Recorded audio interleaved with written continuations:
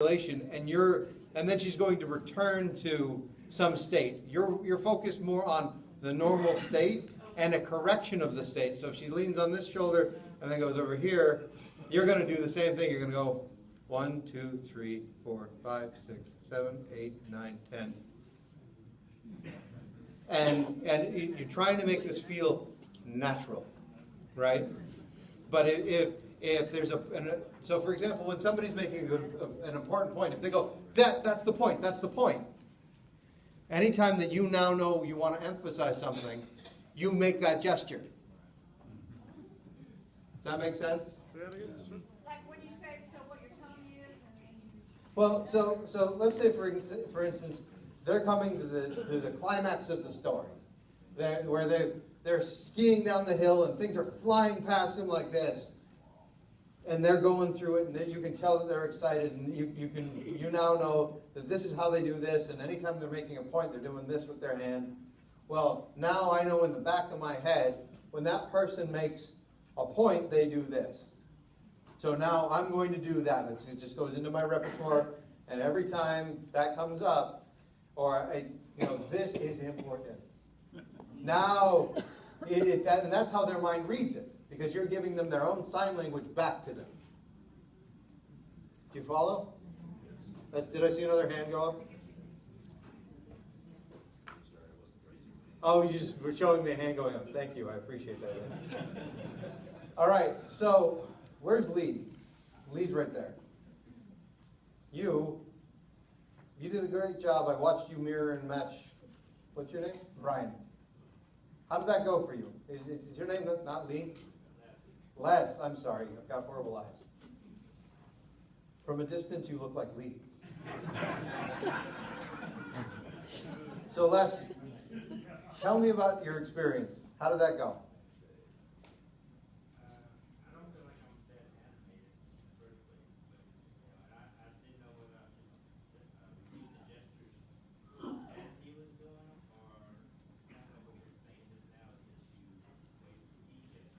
Well, so let me clarify that. What we're looking for is posture. We are going to emulate their posture. And then if they've got an important or distinct gesture that they're going to make, I mean, you're not going to just be sitting there and go,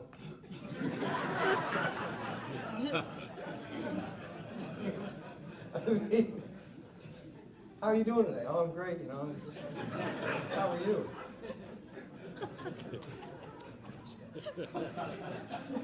So no. Well, the two of you were both leaning in together. You both seemed to match each other in terms of the gestures that were being made. From what I could tell, you guys seemed to be, at least, I think you were doing the talking. Brian seemed to be very much mirroring you properly. But when you were talking, did you feel like Brian was listening? Yeah. Brian, were you listening? Man, that lesson just talks and talks and talks. They should call him Lee. All right, so how did that go for you? What was your experience? It was good. So what did you like about it? What did you notice?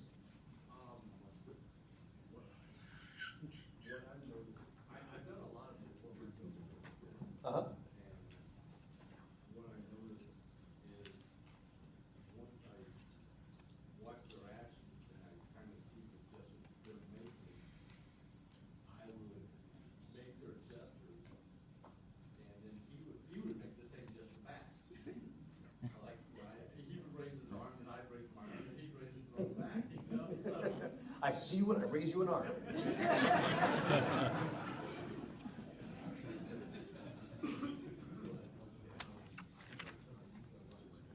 Yeah, it's a very common and powerful sales technique. Hang on one second. How many of you noticed that when you were mirroring and matching, you felt like you were paying very close attention to the conversation? How many of you felt like you were getting more out of the conversation than you were getting out of everything else? Everybody, this is going to be the gesture of the weekend, isn't it? And All right, your question. I find it very difficult because, I'm trying to match a lady over here and her hands.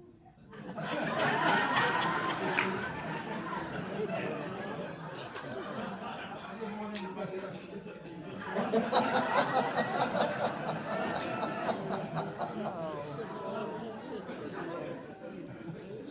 So, I'm not suggesting you gotta go get a manicure or anything along those lines. So here's the thing. You'll love it. Just sitting in the paraffin, it's gonna be so wonderful. You can just talk about your feelings. They love it. Yeah, so you can do a more masculine version of the gesture. It's not necessarily, yeah. So it's, you don't have to. You don't have to do this. If this doesn't feel comfortable to you, yeah, exactly. No, so the thing is with gestures, if they're doing this, you're going to emulate it closely, but not necessarily succinctly or exactly, because you are you and they are they. Does that make sense? Okay. You had a point or a question. Yeah, her and I did the same. She and I did the same thing. She was telling me something. She took her hand out like this. And she goes like this. So I waited about 10, 15 seconds. And I responded to her, and I go like this. She started cracking up. Well, so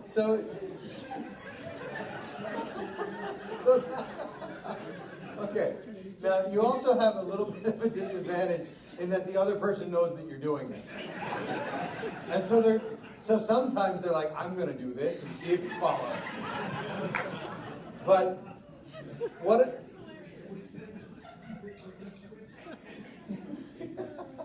So, in terms of that though, this is how we're actively listening. And yeah, when it gets distracting, there are just things that you go, no, I'm taking a pass on that one. I am not doing that at all. I'll wait for the next gesture. Perfect, I'm on that train.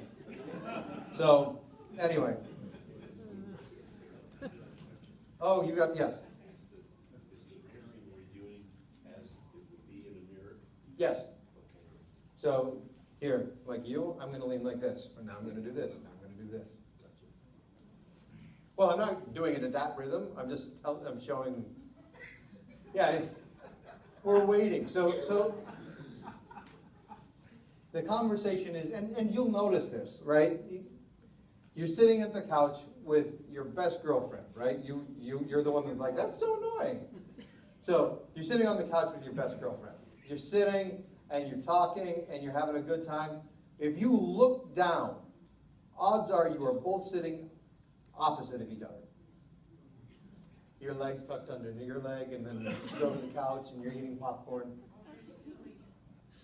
It just happens naturally. So what's happening is we're forcing it. But we're doing it on a slower scale. So again, we're not like watching somebody go, and you're...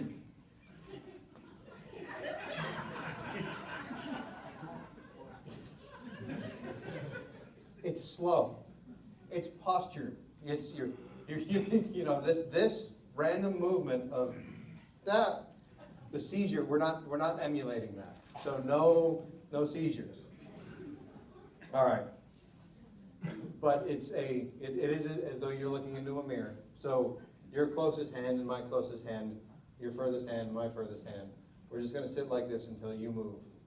And then as soon as you move, I'm going to follow you. And then, we're going to keep doing this until something else happens. And then I'm going to keep doing this and so on and so on and so on and so on until eventually I start breaking. And then he will either follow what I do in terms of the break, in which case I know that we have rapport and I can continue on, or he won't do what I'm doing, and then I have to go back. So there was a question earlier also during the exercise where somebody's like, what if you're talking to somebody who just had a lobotomy and they're just going, but somebody who's not giving you anything emotionally. They're just.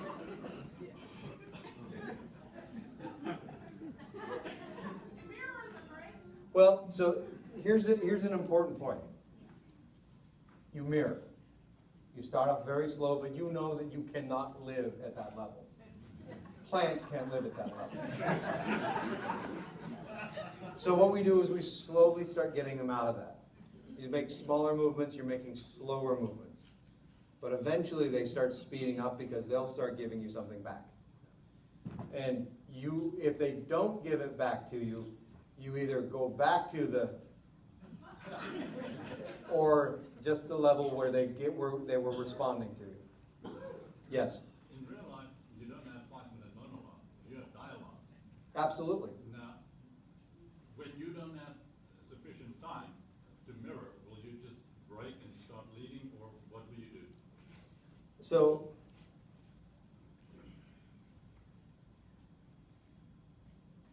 in my own sales, when I sell somebody, I will always mirror them. And it's just better for me to mirror. I will follow the rhythm of their speech. I will follow their excitement. If they're smiling, I'm smiling. If they're serious, I'm serious. Because everything that I'm saying, if all else fails and I don't have time to build that rapport, I'm doing exactly what they're doing. Because you're going to get further doing that than, hey, I'm going to tell you about this wonderful thing I got going on right now. Here, I got you $50,000. $50,000. You want it? $50,000. Who wants it? Ready? It's just like they're going to go like, oh. You know what I'm saying? So it is better to be at your prospect's level than to try and get your prospect to act at your level. If you can't get them to follow you in terms of rapport, you've got to be at theirs. Yes, absolutely. And this goes back to again, the law of liking. People want to do something in business and trust and like people who are like them. And so if you are, because they are, you're best friends. Sit on the couch together. That makes sense? Yeah, just. Any other questions? Yes.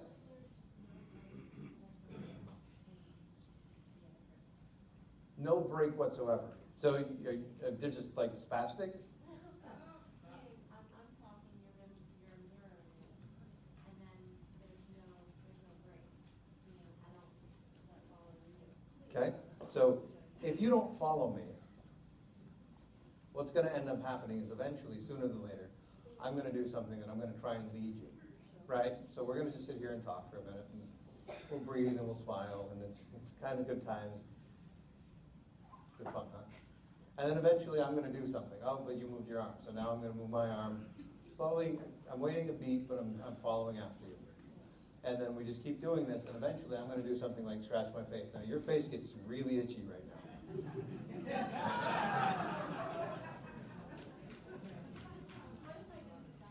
But if you didn't scratch your face, then I know you're not in rapport with me. I keep watching you and going through this until I know you follow me. Well, it won't take days. I mean, honestly, two people sit on a couch and talk, inevitably this happens, so long as conversation is happening.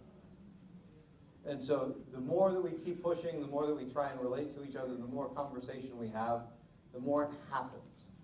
What we're trying to do is accelerate or truncate that happening so that you can be leading them on a physical level. And if they're not going to follow, like I said to, what's your name? Hank. Ike? Hank. If they do not bite, you continue to follow. And every now and again you'll throw out a lead, and if they don't pick it up, keep following. Make sense? Questions, comments, concerns? All right. Who needs a break? Who wants a break?